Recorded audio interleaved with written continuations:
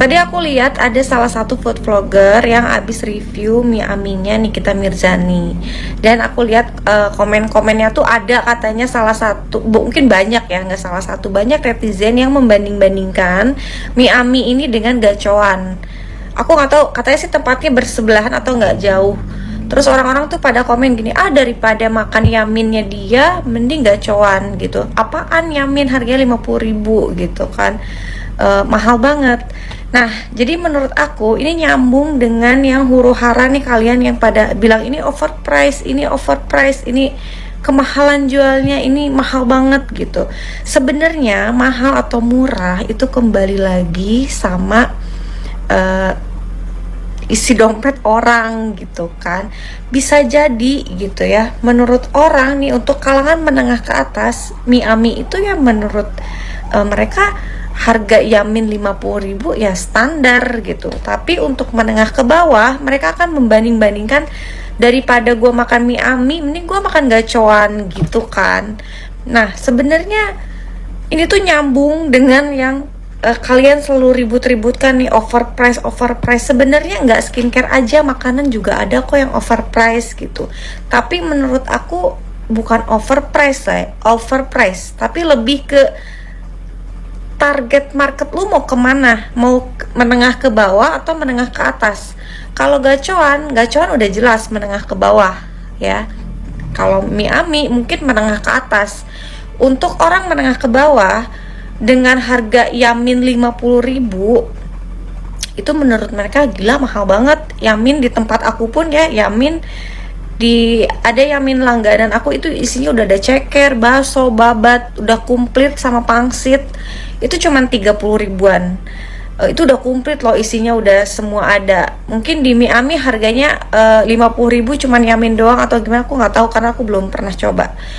Jadi sebenarnya jangankan yamin, jangankan skincare gitu ya, semua tuh overprice. Tergantung target market lu mau kemana gitu tujuannya. Es teh banyak kok di pinggir jalan harganya 3.000, 5.000. Tapi ketika lu order es teh di tempat mie ami, mungkin itu harganya bisa 12.000, bisa 15.000, atau di klub iced tea itu harganya bisa 25 gitu. Apa itu bisa disebut overprice? Sebenarnya enggak, karena marketnya tuh beda gitu. Pun sama dengan skincare SS, misalkan dibilang overprice apa gitu ya. Kalau misalkan lu bilang itu overprice, berarti target pasarnya SS tuh bukan lu gitu. Karena untuk sebagian orang harga skincare SS mungkin menurut mereka standar. Kalau kalian tahu dunia maklon skincare, itu ketika kita mau maklon ya, itu ada red harganya. Lu mau maklon skincare grade apa nih? Ada yang murah, ada yang sedang, ada yang mahal. Aku juga pernah lihat owner Daviena tuh bilang, katanya gue tuh nggak jual kemahalan kok, misalkan itu. Kalau nggak salah di konten dokter Richard atau gimana, aku tuh nggak jual kemahalan katanya gitu. Emang aku modalnya tinggi dari pabrik. Nah bisa jadi sebenarnya kayak Davina, SS, mereka ambil grade yang paling baik gitu. Di pabrik tuh kan dokter pun pernah bilang, kalau lu mau maklon ke pabrik nanti ditanya ini, lu budgetnya berapa, mau yang up 50.000 ke bawah atau 100 ke atas atau 200 ke atas modalnya. Nah mungkin ini aku nggak tahu ya permainan di mana ini.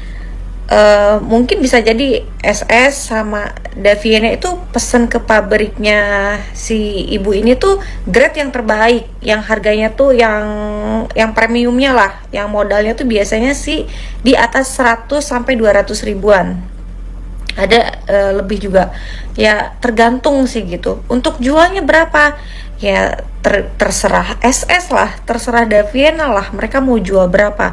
Karena target market dia tuh, misalkan target gue kebanyakan customer gue tuh menengah ke atas gitu. Jadi ya serahlah mereka mau jual berapapun gitu, selagi pasarnya mereka menguasai. Karena belum tentu artis pun jualan dengan harga misalkan menengah ke atas mereka laku jualannya gitu, karena ya balik lagi rezeki kan.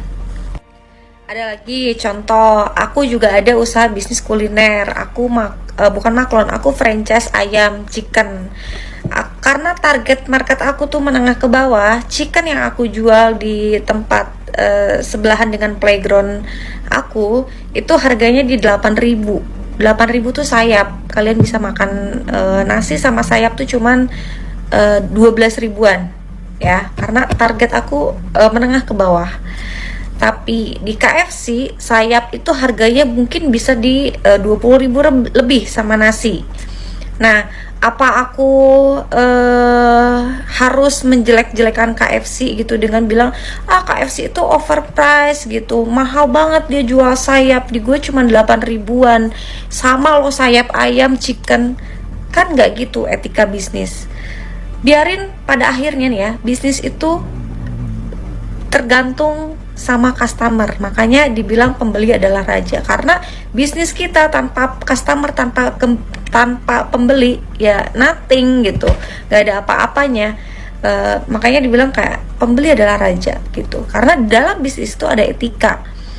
Aku cukup mempromosikan ayam chicken aku, ini ayam gua harganya murah loh, tapi nggak kalah enak dengan brand-brand besar, kalian bisa cobain, toppingnya juga banyak, bla bla bla.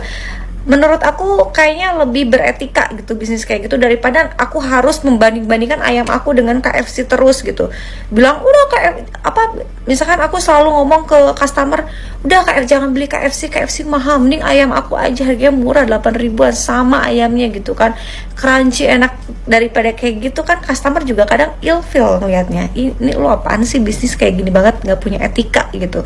Lo kalau mau bisnis aja gitu, fokus dengan produk lo, jual, maksudnya kasih tahu customer bahwa produk lu tuh lebih baik gitu, atau kelebihan produk lu tuh apa sih, ketimbang lu harus membanding-bandingkan ayam lu dengan ayam KFC gitu, karena jelas target pasarnya aja tuh beda gitu. Karena mungkin menurut orang yang berduit ya udah, gue emang sukanya KFC gitu, lidah gue lebih suka tuh makan ayam KFC gitu. Untuk orang yang mau beli ayam murah yang 8.000, menurut kalian itu 8.000 enak ya silahkan gitu. Pada akhirnya ya pembeli yang menentukan gitu.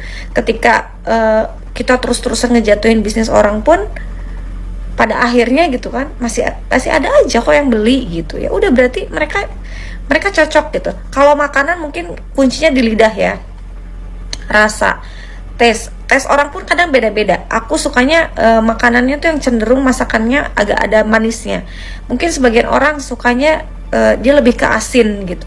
Terus kita nggak bisa nyamain selera kita dengan selera orang lain pun sama. Ketika kita pakai skincare, kulit kita dengan kulit orang lain tuh berbeda-beda. Ada yang orang pakai skincare murah tapi bagus di kulitnya. Ada yang pakai skincare mahal tapi nggak cocok. Ya udahlah gitu, terserah mereka, toh mereka beli pakai duit mereka, bukan minta